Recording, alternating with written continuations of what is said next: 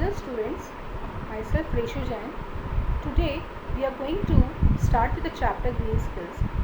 Here we will learn about our natural environment. So our session 1 is what makes natural environment. Children, as you all know that we have basically 4 types of resources. This is natural resources, man-made resources, living resources, and we have non-living resources. Now we'll discuss all these 3 in detail, that what all these comprises of.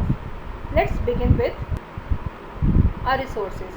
Basically we have resources are anything that has utility and adds value to your life, like air, water, food, plants, animals, minerals, metals, etc., which exist in nature and are very important for us to survive on this earth, on this land. But the value of each resource, it depends on its utility and other factors. For example, metals are gold, silver, copper or bronze, which have actually economic value. Economic value means that we are using such things in exchange of money, because people used to dug the land then take this out. So definitely we have to pay for that and bring them out. Okay. However, mountains, rivers, sea or forests are also resources, but they do not have any economic value. Next we have various natural resources like water, which we are using for various purpose, for drinking, for other purpose. Then we have energy in the form of fuel, that is oil. Then we have forests, which are available to us, and with those we are getting wood, food and medicine, pulp, recreation, etc. Then we have rocks and soils available for the construction, for the shelter. Next we have minerals, with which we are getting the jewelry material, glass material, metal and other things. Then we have soil, which is very useful especially for agriculture, and we have animals, with those we are getting food, wool and other things. So this is our responsibility to love our nature. We have various types of natural resources, and which are classified into biotic or abiotic, that is they derived from organic material or inorganic material. Next is exhaustible and inexhaustible natural resources. Now if I talk about the inexhaustible natural resources, nature has blessed us with an unlimited supply of natural resources such as air, water and sunlight. So these are inexhaustible, that is these are also called as the renewable resources, that is it will keep on generating on its own. And next we have exhaustible natural resources.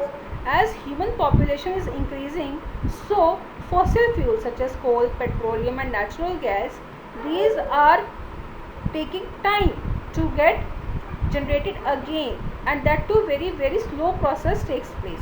So these are also called as the exhaustible natural resources or non-renewable natural resources. Next we have the category of biotic and abiotic.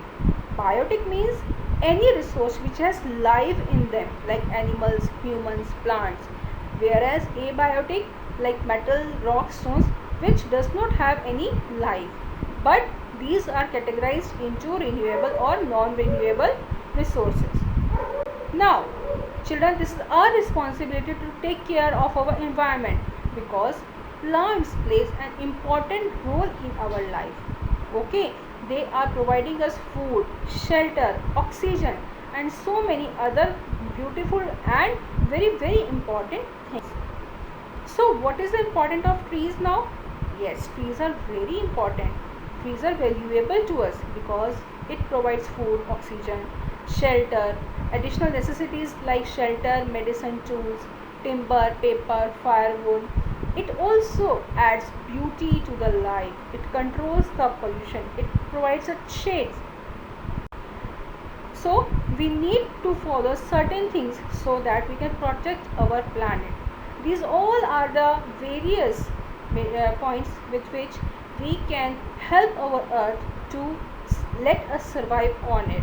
like buy more bracelets, educate yourself, be a volunteer, reduce, reuse, recycle, save water, choose sustainability, then shop according to your requirement, which is very necessary, then save your electricity, do not add chemicals into the waterways, plant more and more trees.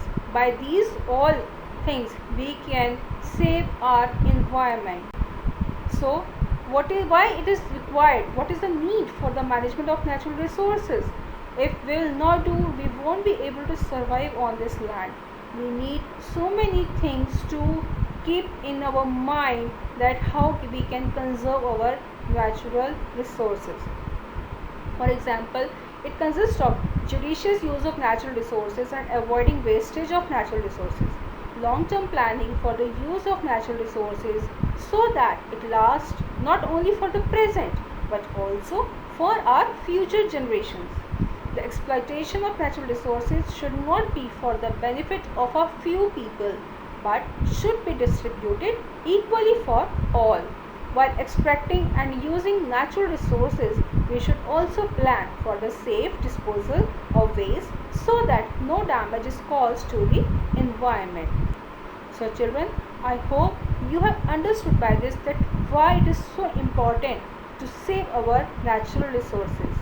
Next, we'll be continuing with our session 2. Till then, enjoy the session 1 and protect your environment. Thank you.